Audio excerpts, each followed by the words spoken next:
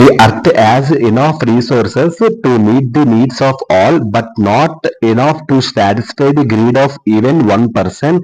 How is this statement relevant to the discussion of the development? Done. So ఈ క్వశ్చన్కి అర్థం ఏంటంటేమా, the statement highlights the conflict between meeting basic needs and excessive consumption or greed. Okay, enough resource అంటే having substantial materials. So దాని basic needs అంటే ఏంటి, most important things అన్నమాట, essential things. Excessive consumption అంటే యూసింగ్ టూ మచ్, ఎక్కువగా use చేసేయడం of something, using too much of something. Greed అంటే దురాశ, అత్యాశ.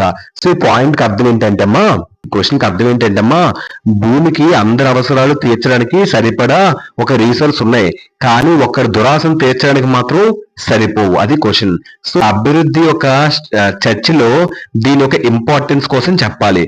సో మన భూమిలో నీరు, అడవులు, మినరల్స్ చాలా ఉన్నాయి మన ఒక ఆకలి తీర్చడానికి. సో కానీ కొంతమంది దురాశ వల్ల ఈ యొక్క రీసోర్సెస్ అధికంగా వాడితే ఫ్యూచర్ తరాలకు, ఫ్యూచర్ జనరేషన్స్ కు ఈ యొక్క రీసోర్స్ అనేవి లెస్ అనేది అయిపోతున్నాయి. సో అది అలా చేయకుండా ఉండడమే ఈ స్టేట్మెంట్ చెప్తుంది. So the statement highlights the conflict between meeting basic needs and excessive consumption or greed. Point ఏం చెప్తుందంటే మనకి, సో అవసరాలు తీర్చడం మరియు దురాశతో అధిక వినియోగం చేయడం మధ్య ఉన్న ఒక కాన్ఫ్లిక్ట్, ఘర్షణని ఈ వాక్యం మనకి హైలైట్ చేసి చూపిస్తుంది. అవసరాలు నీడ్స్ తక్కువ సరిపడేవి, మనుషులు జీవించేందుకు అవసరమైనవి ఏంటి? సో మనుషులు జీవించేందుకు అవసరమైనవి ఏంటి? ఆహారం, clothes, house and studies and at the same time health. Earth లో ఉన్న రీసోర్స్ మనం సులభంగా తీర్చుకోవచ్చు. కానీ గ్రీడ్, సో దురాశ, ఎక్కువగా కోరుకోవడం, అవే లిమిటెడ్ ఉంటే మనం చక్కగా ఉండొచ్చు, కానీ మనం ఎక్కువగా కోరుకుంటున్నాం. ఎక్కువగా కోరుకోవడం వల్ల కొంతమంది అవసరానికి మించి ఒక రీసోర్సెస్ యూజ్ చేసేస్తున్నారు. ఎగ్జాంపుల్, ఎక్కువ భూమిని లాక్కోవడం, ఆక్రమించడం, ఎక్కువ నీటిని యూజ్ చేసేసుకోవడం, అధికంగా మినరల్స్ ని తవ్వడం, ఈ యొక్క ఫ్యాక్టరీస్ ఉంటాయి కదా, దాని ద్వారా ఒక పర్యావరణాన్ని, ఎన్విరాన్మెంట్ ని నాశనం చేయడం. ఇలాంటి దురాశ ఉన్నప్పుడు ఒక రీసోర్సెస్ కొంతమందికి దొక్కుతే మిగతా వాళ్ళకి తగ్గకుండావి ఆగిపోతూ ఉంటున్నాయి. సో అది ఈ పాయింట్ చెప్తుంది. It suggest that the focus of development should be on meeting the needs of the individuals. Suggest అంటే టు గివ్ ఎన్ ఐడియా అంటారు. సో ఫోకస్ ఆఫ్ డెవలప్మెంట్ అంటే main things that help a country and its people grow better. అదే focus of development. Should be on meeting అంటే, should be on meeting అంటే ఏంటి? Aim to provide, fulfil, ఏదైనా aim అనమాట, fulfil చేసుకోవడానికి, అదే should be on meeting అంటారు. So need of all the individuals అంటే basic things every person request to live a safe life. Done. ఈ point కి అర్థం ఏంటంటే అమ్మా, ఈ యొక్క డెవలప్మెంట్ అంటే అందరి రీసోర్సెస్ తీర్చడంపై ఈ యొక్క ఫోకస్ అనేది పెట్టాలి. సో అని ఈ యొక్క స్టేట్మెంట్ మనకి ఐడియా చెప్తుంది. అంటే మన ఒక సొసైటీలోని ప్రతి మనిషికి ఫుడ్, హెల్త్, విద్య, హౌస్, నీరు వంటి మోస్ట్ ఇంపార్టెంట్ ఈ యొక్క రీసోర్సెస్ అనేవి అందాలి. సో కొంతమంది దురాశపడి ఎక్కువ రీసోర్సెస్ వాడితే పూర్ పీపుల్ కి ఈ యొక్క అవసరాలు అనేవి తీరట్లేదు. అందుకే ఈ యొక్క డెవలప్మెంట్, అభివృద్ధి లక్ష్యం ఏంటంటే ప్రతి వ్యక్తికి తీర్చాలి ఈ యొక్క రీసోర్సెస్. సో సమాన అవకాశాలు కల్పించడం, రీసోర్సెస్ న్యాయంగా పంచడం, అవి చెయ్యాలి.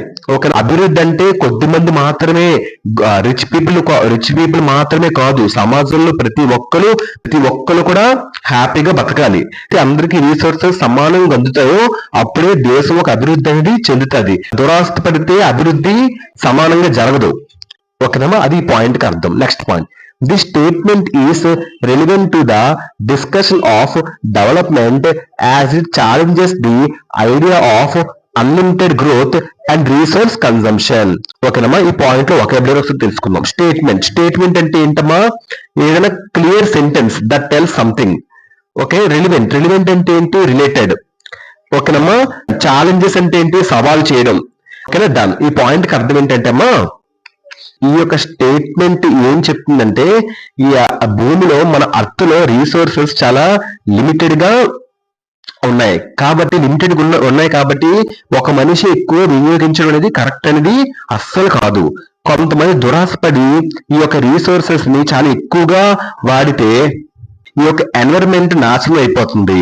అందుకే డెవలప్మెంట్ లక్ష్యం ఏంటంటే ఈ యొక్క రీసోర్సెస్ ఎక్కువ వాడడం కాదు, వాటిని జాగ్రత్తగా సమానంగా భవిష్యత్తు దృష్టిలో మనం దాన్ని అనుసరించి భవిష్యత్తుని మనం మైండ్ లో పెట్టుకొని వాడటం వల్ల అందరికి చాలా మంచిదని ఒక స్టేట్మెంట్ క్లియర్ గా చెప్తుంది.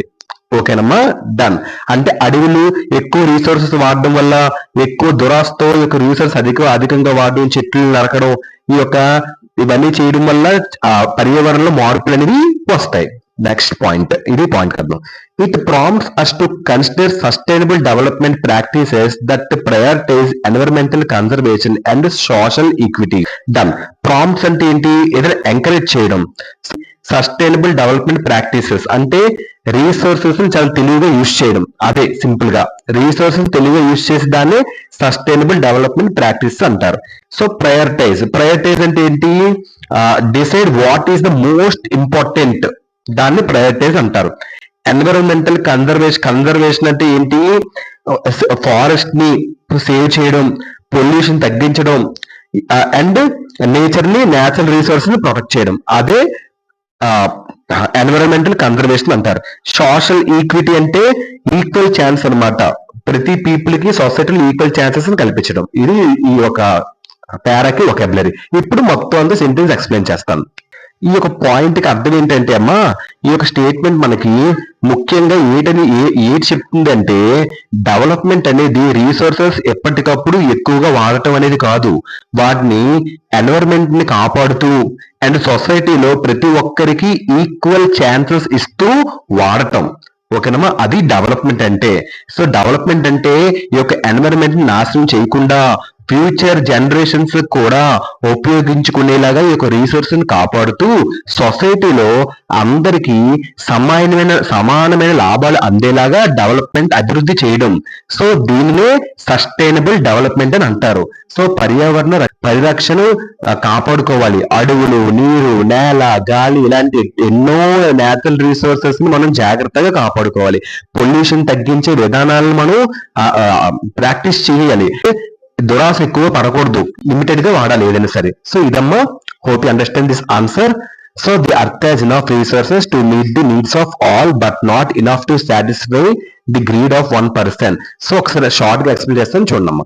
చెప్పాలంటే ఆన్సర్, సో మన అర్త్ లో నీరు, అడవులు, మినరల్స్, భూమి వంటి ఎన్నో రీసోర్సెస్ అందరి అవసరాలు తీర్చడానికి చాలానే అంటే చాలా ఉన్నాయి.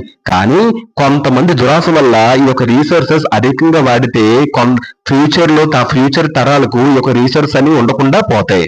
సో దాన్ని మనం జాగ్రత్తగా కాపాడుకోవాలి. దానికోసం ఈ ఆన్సర్ చెప్తుంది. Hope you understand this answer. Thank you.